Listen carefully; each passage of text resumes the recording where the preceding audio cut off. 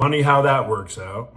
Today on Fortitude through Stoicism, and this is my 365-day journey of implementing the ancient philosophy of Stoicism into the life of this modern masculine man.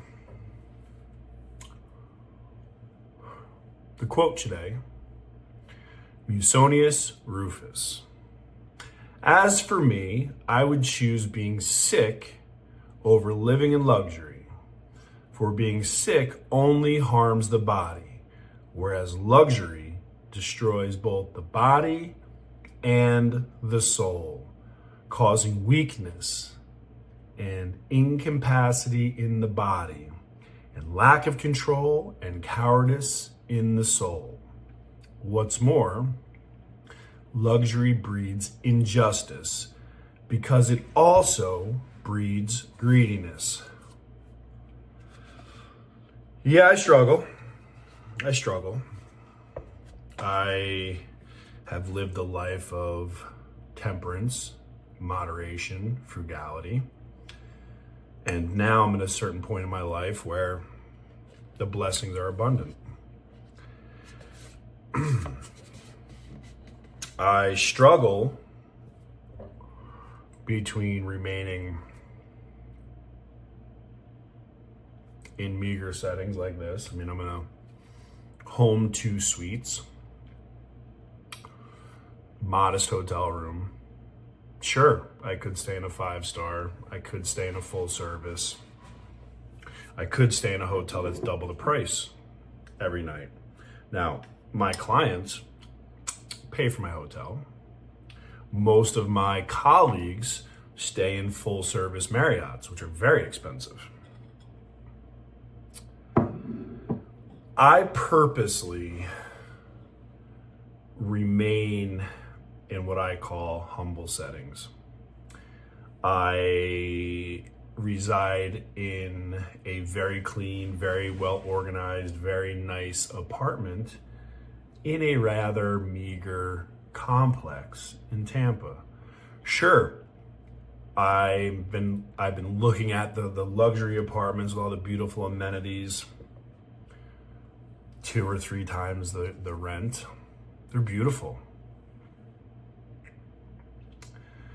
But I do question if I accept the better hotels and I indulge in some of these luxuries, what is it doing for my soul? What is it doing for my character? Excuse me. And I have concerns. I do. I struggle with this one. Do I allow myself to live the life that the fruits of my labor could afford? Or do I continue to remain in very humble settings to remain, I call it sharp, I call it aware, I call it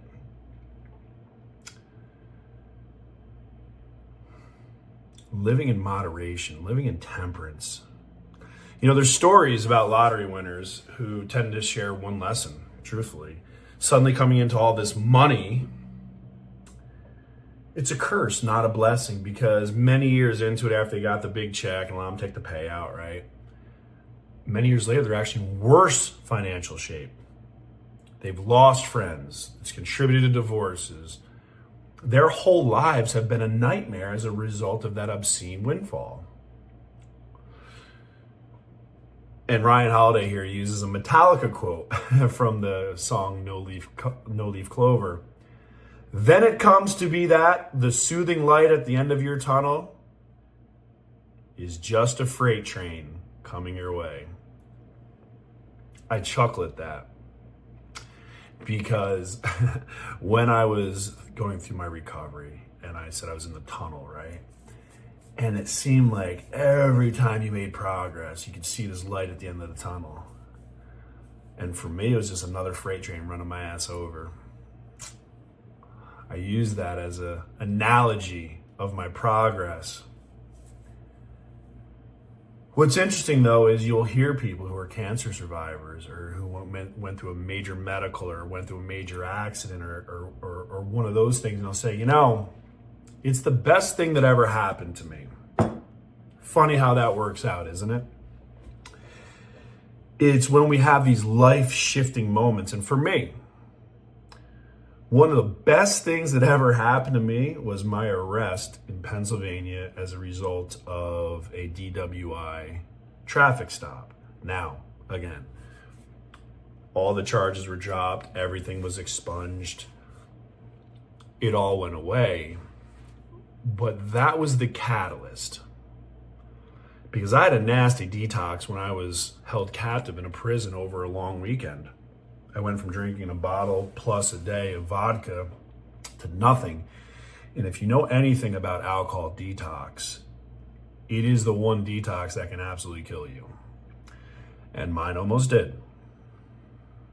I couldn't even, when it came time to go see the judge, I couldn't even walk or form a sentence. I was in such bad condition.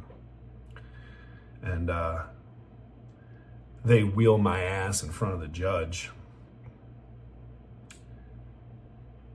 He could have done a lot to me. I mean, I was speeding on a Harley in a construction zone. I almost hit someone. I mean, it was a resisting arrest because I had my handguns on me. So I had shown the police officer, and he got out of his car that I was carrying my weapons just to make him aware. And the next thing you know, I was getting shot in the chest with the tasers, which I was able to pull out myself, which led to the resisting. Shot twice and pulled them both out. I say that was one of the best things that ever happened to me. It was one of the darkest moments in my life. I mean, I was arrested. I was in jail for 4 days. It almost killed me, the detox. But the judge, he didn't throw the book at me. He reached into his coat pocket under his robe and he pulled out his personal cell phone. Everyone in the courtroom was just watching this judge. He literally, hey, I'm going to call my wife. You guys just hang out a minute. And he called someone that he knew personally at the Wilkes-Barre VA. And he simply said, I have someone here who needs your help.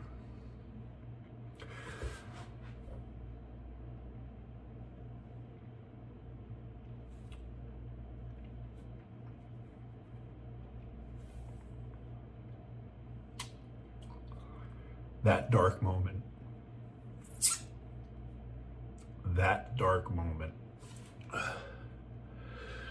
was the moment when I realized, well, Mr. O'Neill, we got two options, and you only got two. Finish the fucking job. Finish the job killing yourself, because, man, you are putting in all the effort. You've been putting in all the effort to find a way to kill yourself. That's option one. Finish the fucking job. Option two. Put some of this effort that you've been putting into trying to kill your life and destroy your life and end your life. Put that effort into trying to live. And it's funny how that works out. I get emotional because it was a decision and I was going back and forth. And when I made that decision to live, everything changed. And it's funny how that works out because that was just a few years ago. And yeah, I was homeless and a lot of other things.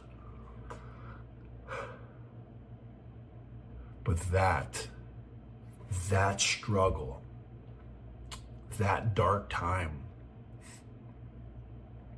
that illuminated a path. Excuse me for 1 minute. That dark path, that dark time, it illuminated the path that I was about to take. And it started very simple. It started out with simple goal settings. Today, don't kill yourself. Really, it started out written goals. Do not kill yourself.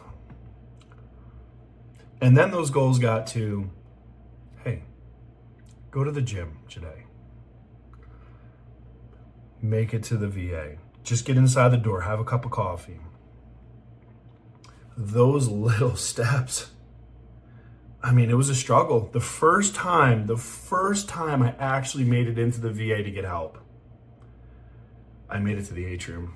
I had a major PTSD attack. I ended up on the floor in a pile of my own puke, shit, and everything else.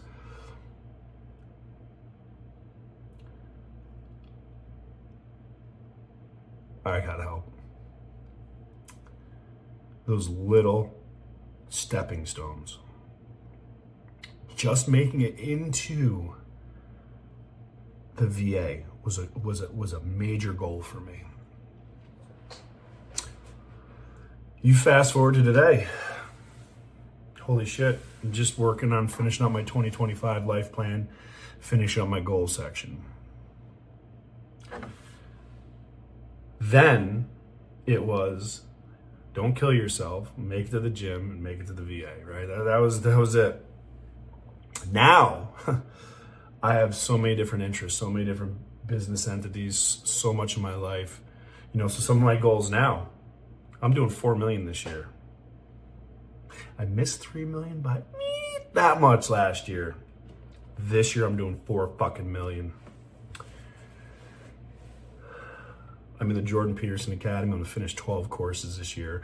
I'm gonna continue my streak of not missing a workout, which will put me over 5 years without missing a workout. My Fortitude brand, I have a client goal. My holding company, I have an acquisition goal for a piece of real estate. I'm going to do international travel, and I'm going to add at least one additional pin in a different country because I am going back to Thailand. So this year it's going to be Vietnam. I'm putting a pin in Vietnam. I am going to I have a capital goal for raising capital for our hedge fund. My list of goals now are like this. My list of daily disciplines are intense. They would make the average person fucking die what I do in a day. Normally before the sun even comes up. It's funny how that works out, isn't it?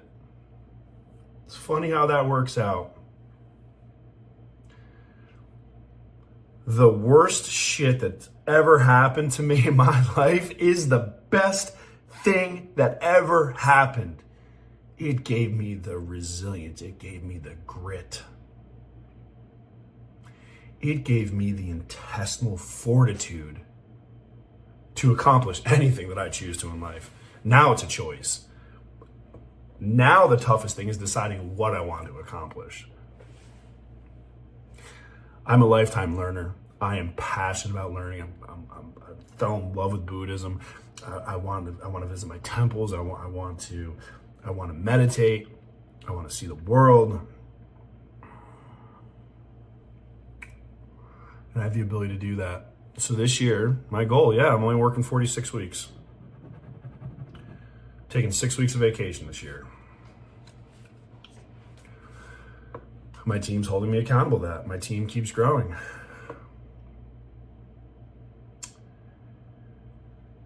So, I'm going to give you a piece of advice. Look for the hard. Do the hard thing. Do the thing that scares you. Which made all the difference in my life. 46 years old. And I feel like, I got some momentum. Things are good. Things can also change.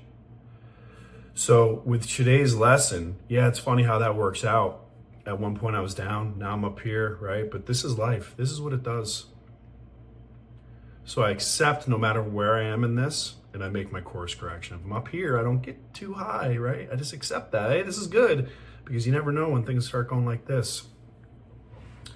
So the message for me today And this is in the lens of acceptance, right? Accept the hard thing. Accept the bad thing. Accept the fact that things are impermanent. That too shall pass. But the lessons learned from the hard times is what facilitates the good times. And on that,